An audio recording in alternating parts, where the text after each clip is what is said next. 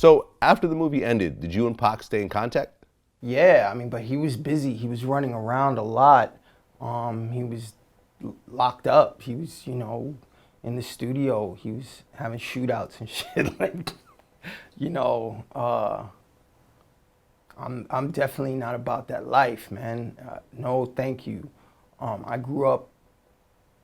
I grew up in the city, so I lived up in the Bronx. I lived in Brownsville. Like, we moved around a lot. I seen a lot of things, so it never made sense to me to kind of for us to treat each other that way.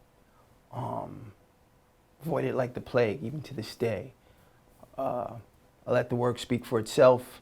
My personal life is my personal life. Pac was doing it on a whole other level, and I just don't hang out like that. Never did. I did a movie with Snoop Dogg. We did this horror flick called Bones that Ernest Dickerson directed.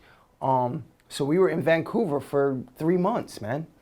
I hung out with Snoop maybe twice when we first got out there, and I was like, I'm good, man. If you're walking around, at the time, Snoop had beef with Suge over something. That was when Snoop had armed security, 2 big dudes strapped with him 24/7. I was like, I don't know who's looking for you. When they come, I don't want to be here. Like, I'm not, I'm gonna be back in the hotel chilling. It's real in the field, man.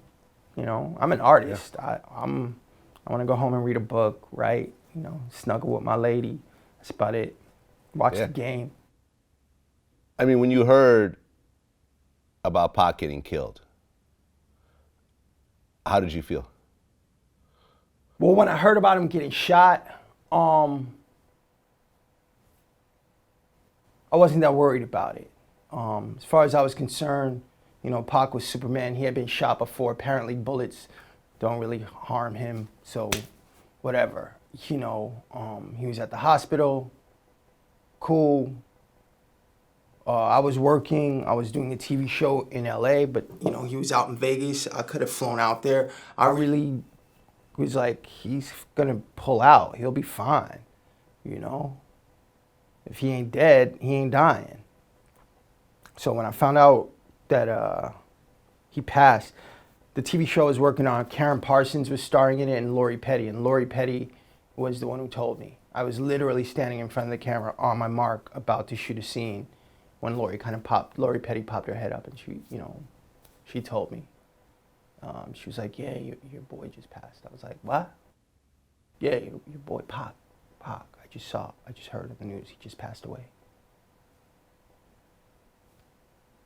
Turned around, we were on the Warner Brothers lot, and just walked off the set. I walked right outside, and just sat down on the floor outside and just cried my eyes out. So you actually cried when you heard? Oh yeah, man, I'm still heartbroken to this day. I don't really watch the movie that often because it really kind of just fucks up my spirit, for a few days after that. He was a fun dude, man. Pac was really fun to hang out with. Watch the movie, you hear him laugh. His laugh was crazy. Anytime he laughed, everybody would laugh. He just had that kind of spirit. He talked a gang of shit, and like, I don't know, he felt like a power source, hanging out with him, being around him. You kind of felt uplifted. I miss him, and I think it was a real waste that he went out like that, Yeah, well, I've covered a lot of Tupac-related people. Like, damn near anyone who's really dealt with Tupac is probably interviewed on Vlad TV, from the Outlawz to everyone at Death Row to the cops involved in his case and everything. And I actually interviewed Chris Carroll, who was the Vegas first responder, who showed up, the first one to show up at the scene when Pac, and Suge were shot. And he told me I looked at him once again. I said, what happened? Who did this? Who shot you? And now he's looking at me, so we're looking at each other in the eyes. And this is kind of the first time he's even acknowledging my presence. And he looked at me, and I could tell he was, he was getting a breath together to tell me. And he looked me right in the eyes, and we looked at each other, and he said, fuck you. And he said it just like that, with the emphasis on that F to, to really let me know. That's how he felt. So he said that, and right after he said it, he just kind of started gurgling, and you could tell he was in bad shape, and his eyes, he's starting to lose consciousness then, and his eyes roll back. And as it turns out, that would be his last conscious moment and his last words. That sounds about right. Yeah, that sounds about right.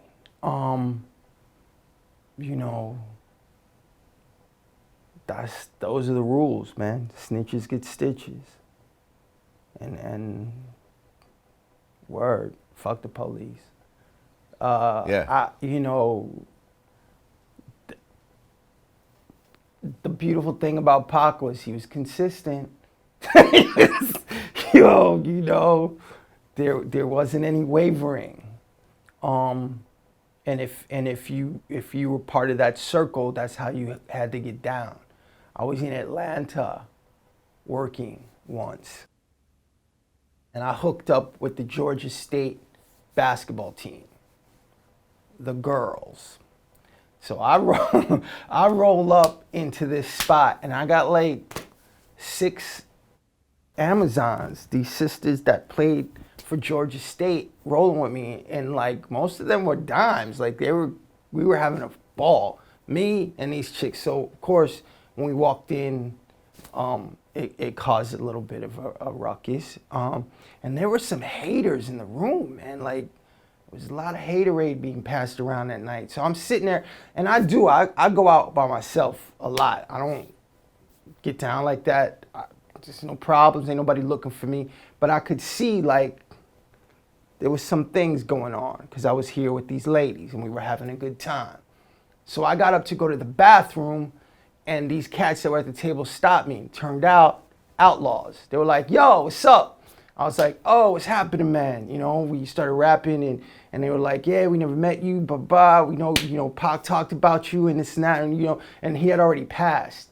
So we were like chopping it up, and they were like, you cool? Because they saw there was, a little bit of static. I was like, I'm good, man. He was like, you miss Pac? And I got a tattoo on my thigh. It's the full length of my thigh, and it's a cross. And it says Bishop right down the middle of the cross. And right there at the club, I dropped my pants down and I showed them the tattoo. They all like flipped out. They were like, oh, that's fucking dope. They were like, yo, tell these punk bitches everything's cool. You have any problems, you yell out Outlawz. We'll clear this motherfucker out. Problem solved. I had a good night that night. It was beautiful, man. Yeah, man. Outlawz are good people. Me and Edie Yeah, are actually friends. no doubt. Me and Edie are friends. We hang out, have dinner, did a bunch of interviews. Yeah, good people. Napoleon, me and him are cool. I actually managed to get all 3 of them together. Oh, nice. In one room, got them all. Crazy. Because at one point they were a little bit at odds, Yeah. I kind of helped facilitate them being cool with each other. We all, the 3 of them did an interview together also. So good, very good people, man.